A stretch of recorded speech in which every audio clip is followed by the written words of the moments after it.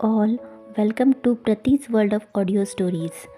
तर चौथ्या भागावर पोचण्यापूर्वी तुम्ही इथे आधीचे 3 भाग ऐकून नक्कीच आला असाल. सोबत चॅनलला सबस्क्राईबही केलं असेल अशी आशा करते. तर सुरू करूया सहेला रे या कथेच्या चौथ्या भागाला. थँक्स अद्वय, थँक्स अ लॉट म्हणत त्याला मिठी मारायची इच्छा झालेली, पण मनाला आवर घालत ती बाहेर जायला लागली. आणि हो, उद्या आराम कर, येऊ नकोस. अरे पण उद्या इम्पॉर्टंट लेक्चर आहे ना फिजिओलॉजीचं. चिल कर, मी आहे ना, शिकवेन तुला. जा आता आणि स्ट्रेस घेऊ नकोस. अजिबात नाही. कुणी बघितलं नाही आहे. थँक्स अगेन, बाय म्हणत ती बाहेर निघून गेली आणि तो नकारार्थी मान हलवत जाणाऱ्या आदूकडे बघत तिथेच बेंचवर बसला. ती बाहेर निघून गेल्यावर तो 5 मिनिटं तिथेच शांत बसला राहिला. मग त्याने फोन काढला आणि एक मेसेज टाईप करून खिशात ठेवला. इकडे तिकडे बघत खिशातून रुमाल काढला आणि त्या बेंचवर असलेले स्टेन त्याने पुसून काढले व तिथून उठला. क्लासरूमच्या बाहेरच असलेल्या एका डस्टबिनमध्ये गोळा करून तो रुमाल टाकून दिला आणि हँडवॉश करायला वॉशबेसिनकडे निघून गेला. इकडे आदिश्री वॉशरूममध्ये शिरली.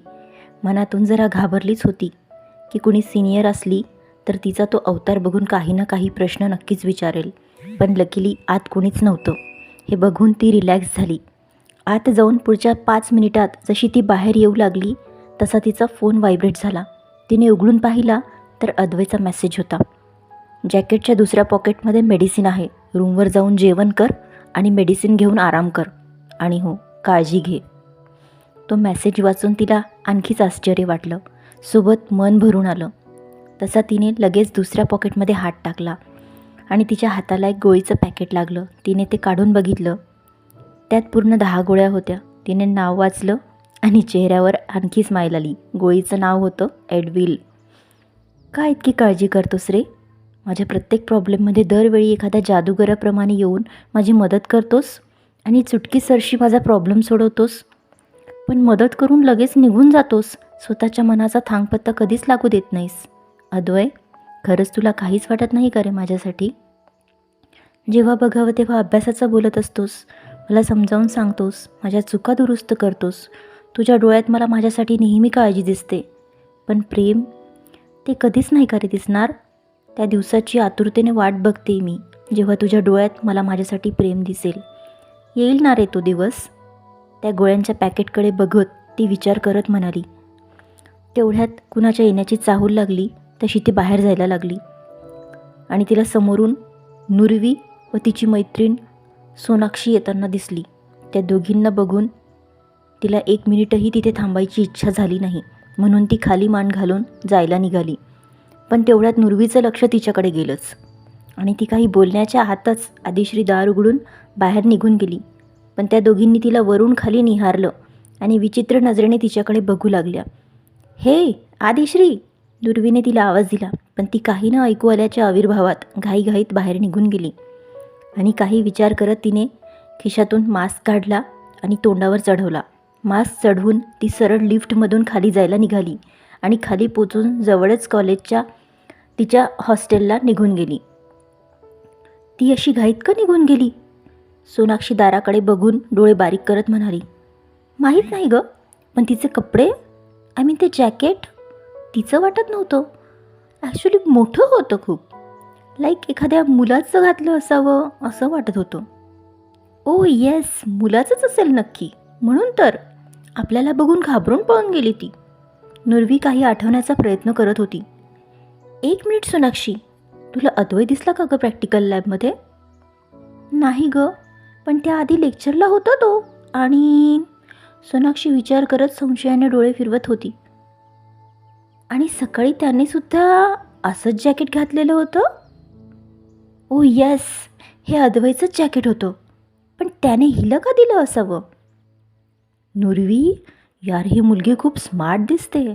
अद्वैसारखा हुशार मुलगा जो चुकूनही लेक्चर बंक करत नाही, तो या मुलीसाठी लेक्चर बंक करतो आणि स्वतःचं जॅकेटही तिला देतो. म्हणजे सॉलिड घोळ आहे बॉस, सोनाक्षी तिचे कान भरत म्हणाली. त्यावर नुरवी दात ओठ खात दाराकडे बघू लागली. तिची अवकात तरी आहे का अद्वैत सिंग राठोडसोबत तिचं नाव जोडायची? तो थोडीफार सिंपती दाखवतो याचा अर्थ असा होत नाही की तिच्यावर तो प्रेम करतो. त्याचाही काही क्लास आहे यार. आणि अशा मुलींसोबत नाव जोडणं, त्याला स्वतःची इमेज खराब करून घ्यायची नाही आहे. तो नक्कीच असं करणार नाही. जर त्याने कधी तो विचारही केला ना, तर मी करू देणार नाही, कारण तो माझा आहे आणि मी त्याला कधीच दुसऱ्या कुणाचा होऊ देणार नाही. नुरवी आरशात बघून लिपस्टिक लावत म्हणाली. पण आदिश्री विषयी तिच्या डोळ्यात प्रचंड राग दिसत होता. इकडे अद्वैत त्याच्या हॉस्टेल रूमकडे परत निघून गेला आणि आदिश्री तिच्या हॉस्टेलवर पोचली. रात्री तिच्या रूममध्ये सावी एका हातात आदिश्रीचा फोन घेऊन त्याचा मेसेज वाचत होती, तर दुसऱ्या हातात ती गोळ्यांची स्ट्रीप धरून त्यावरचं नाव वाचून गालात हसत होती. एकतर सकाळचा तो एम्बॅरेसिंग किस्सा आठवून आदूला खूपच असं तरी वाटत होतं. पण एक समाधान होतं की तो दुसरा कोणी मुलगा नसून तिचा अद्वयच होता.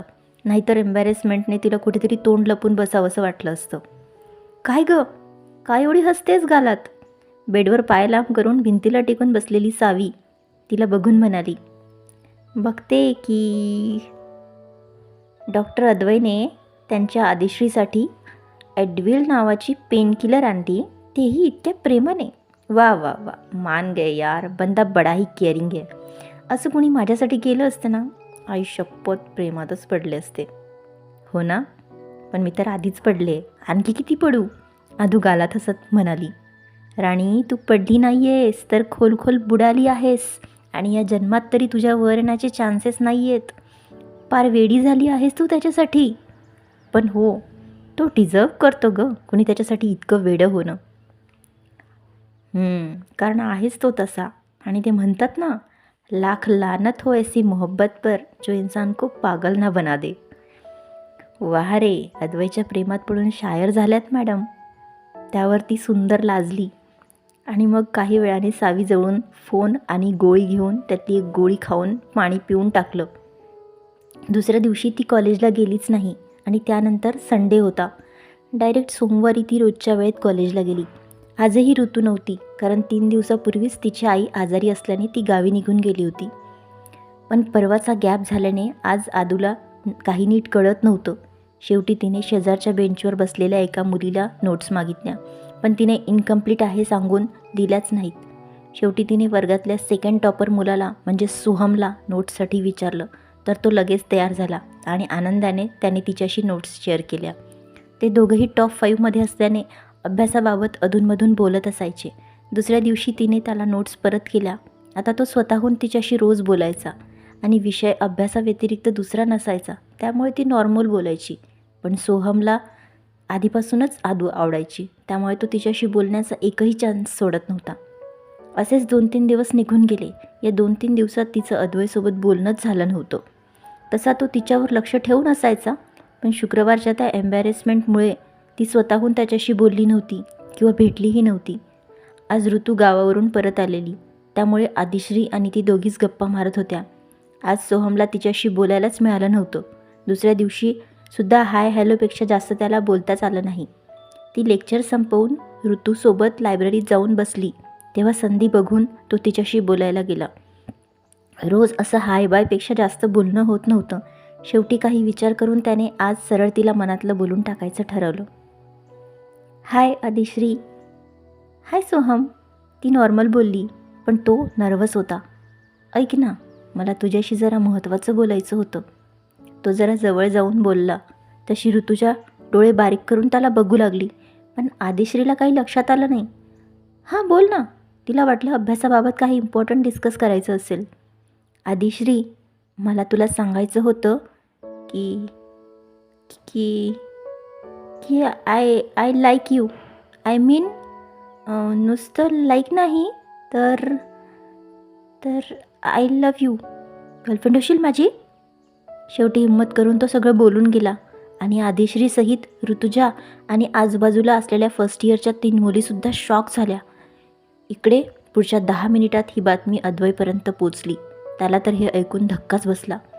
पुढच्या अर्ध्या तासात सोहम कॉलेजच्या जुन्या स्टोर रूमच्या एका खुर्चीवर होता, ज्याचे हातपाय बांधलेले होते. तोंडावर आणि डोळ्यावर पट्टी बांधलेली होती. अचानक कुणीतरी येण्याचा आवाज आला आणि कुणी ती येऊन त्याच्या डोळ्यावरची पट्टी काढली. आधी तर त्याला सगळं अस्पष्ट दिसलं, मग हळूहळू समोरचं चित्र स्पष्ट होत गेलं. तर समोर उभ्या असलेल्या व्यक्तीला बघून तो शॉक झाला, कारण त्याच्यासमोर दुसरं तिसरं कुणीही नसून अद्वैत सिंग राठोड उभा होता, ज्याच्या डोळ्यात त्या क्षणी प्रचंड राग दिसत होता. ते रागाने आग ओकणारे डोळे बघून सोहम घाबरलाच. पण ह्याने आपल्याला इथे आणून का असं बांधून ठेवलंय, हा विचार त्याच्या मनात सुरू होता. आणि दुसऱ्याच क्षणी त्याच्या तोंडावर एक जोरदार पंच बसला. हाऊ डेअर यू, हिंमत कशी झाली तुझी तिला प्रपोज करायची. त्या जोरदार पंचसोबत अद्वैतचे रागातले शब्द त्याच्या कानावर पडले.